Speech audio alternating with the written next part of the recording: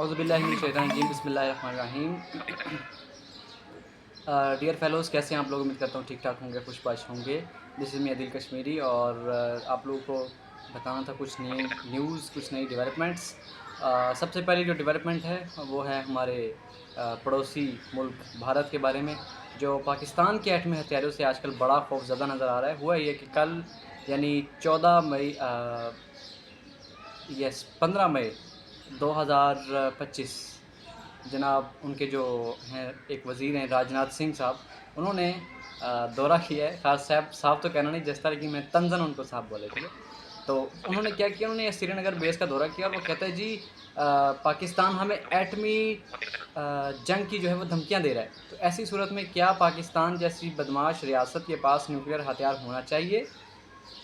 हमें जो है वो हम इंटरनेशनल एटॉमिक एनर्जी से ये दरख्वास्त करते हैं, जो ये एक एजेंसी है जो दुनिया के अंदर जितनी भी एटमी ताकतें हैं उनकी एटमी प्रोग्राम की पर नज़र रखती है और बाकी मामलात वगैरह को जो एटॉमिक एनर्जी से मुताल्लिक़ हों देखती है।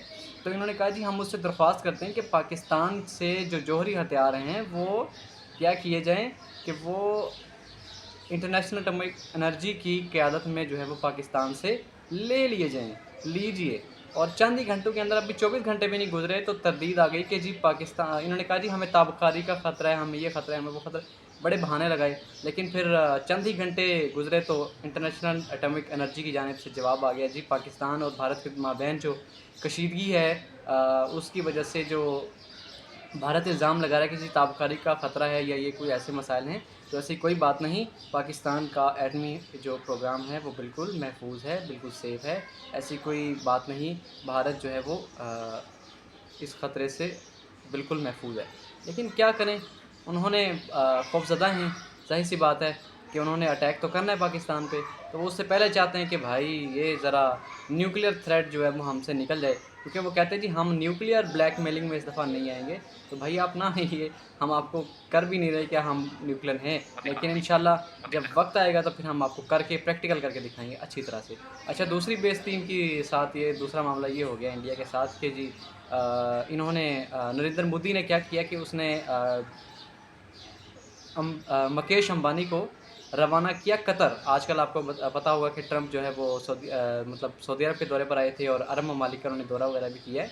तो उधर आया जी, मुकेश अंबानी को भेजा जी कि जाके ट्रंप से ग्रीन सिग्नल लो कि जनाब इंडिया पाकिस्तान पे हमला करेगा तो ट्रंप जो है वो इंडिया का साथ दे या कुछ ना कहे, तो हम उसके साथ ट्रेड करते हैं, हम टैरिफ को ज़ीरो कर देते हैं। लेकिन ट्रंप ने उल्टा ही कर दिया है इंडिया के साथ, तो मतलब हर तरफ से उल्टा ही हो रहा है। ऐसे उल्टा हो गया है कि इंडिया बेचारा परेशान हो के रह गया कि उसके साथ हुआ क्या है। ट्रंप ने कहा है कि उन्होंने कल एक तकरीर करते हुए एप्पल के सीईओ जो थे उनसे कहा कि मेरे प्यारे दोस्त देखो, हमने तुम पर बहुत मेहरबानियाँ की हैं, तुम्हारे लिए बहुत से टैक्सेस जो है वो उनमें तुम्हें छूट दी, बहुत कुछ किया, लेकिन अब जो है वो भारत इस काबिल है कि वो अपने आप को खुद सँभाल सकता है। लिहाजा तुम क्या करो कि तुम भारत के अंदर से अपने आईफ़ोन जो बनाने की जितने भी ऑपरेशंस हैं उनको क्लोज़ करो। यस, उन्होंने कल ये कहा कि क्लोज़ करो, और न सिर्फ़ ये कहा बल्कि उन्होंने ये भी कहा कि जनाब आली भारत के अंदर जितनी भी कंपनीज़ अपने ऑपरेशंस कर रही हैं वो सब के सब क्लोज़ करें, ताकि उन्हें अमेरिका पहुँचना चाहिए, ताकि हम अपने लोगों को जॉब्स दे सकें, ताकि हमारे लिए मसाइल ना पैदा हों, और अगर हमारे लिए मसाइल पैदा हुए तो हमने आपके लिए मसाइल पैदा कर देने हैं जनाब आली। ये एक नई बड़ी ज़बरदस्त किस्म की डेवलपमेंट हुई, और इसके साथ-साथ इंडिया के जो जितने भी बड़े-बड़े ओहदेदारान थे उनको भी दुनिया की बड़ी-बड़ी कंपनी से निकालने का जो है वो प्लान कर लिया है ट्रंप ने, और देखें अब क्या बनता है कि वो निकाल पाते हैं या नहीं, ये तो बात की बात है। लेकिन फ़िलहाल उन्हें दावा बुलंदो-बांग दावा तो ज़रूर कर दिया है। और इसके अलावा देखिए जी, पाकिस्तान की जानिब से पहले 5-0 तैयार 6-0 तैयारी थे, लेकिन अब उसका एक गोल और बढ़ गया है, जो कि पाकिस्तान शायद तस्दीक में था, कुछ चीज़ें पाकिस्तान प्रूव कर रहा था, और मज़ीद शवाहिद इकट्ठे करने के बाद फाइनली पाकिस्तान की जानब से ये कन्फर्म किया गया कि जी हमारा 6-0 नहीं 7-0 है। यानी कि 6 तैयारे और 1 इंडियन ड्रोन लॉस हुआ है, इंडिया को इतना नुकसान हुआ है। लेकिन फिर भी मैं कहता हूँ जुर्रत को दाद देनी चाहिए। क्या बात है, इतनी ढिठाई के साथ झूठ बोल रहे हैं कि क्या बात है, जैसे कुछ हुआ ही नहीं।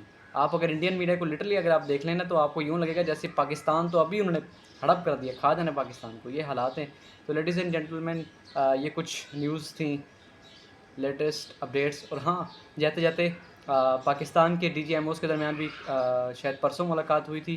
तो उन्होंने जो सीज़ फायर उसको फ़िलहाल 18 मई तक रखने का जो है वो फ़ैसला किया है, और ये 18 मई तक जो है वो कंटिन्यू रहेगा। लेकिन उसके बाद क्या होता है, ये फिर बात की बात है। 18 मई को जो है वो इनके दरमियान कुछ मुज़ाकरात वगैरह होंगे, फिर इस बारे में फ़ैसला किया जाएगा कि जंग बंदी जो है वो बरकरार रखी जाए या नहीं। तो ये थी कुछ लेटेस्ट अपडेट्स, सोचा कि आप तक पहुंचा दी जाए।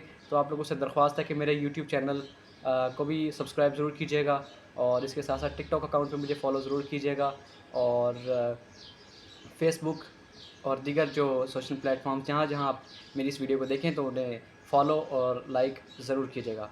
वीडियो अच्छी लगे तो इसको लाइक भी कीजिएगा, अपने दोस्तों और फैमिली मेम्बर्स के साथ शेयर ज़रूर कीजिएगा, और किसी भी किस्म की राय का इजहार करना चाहें तो कमेंट सेक्शन खुला है जनाब, वहाँ पर अपनी राय का और अपना फ़ीडबैक का इजहार ज़रूर कीजिएगा। हमें आपके फ़ीडबैक का रहेगा शिद्दत से इंतज़ार। इंशाल्लाह मिलते हैं एक नई और अच्छी और अमेजिंग वीडियो में, तब तक के लिए stay tuned and stay with us. अल्लाह हाफ़िज़।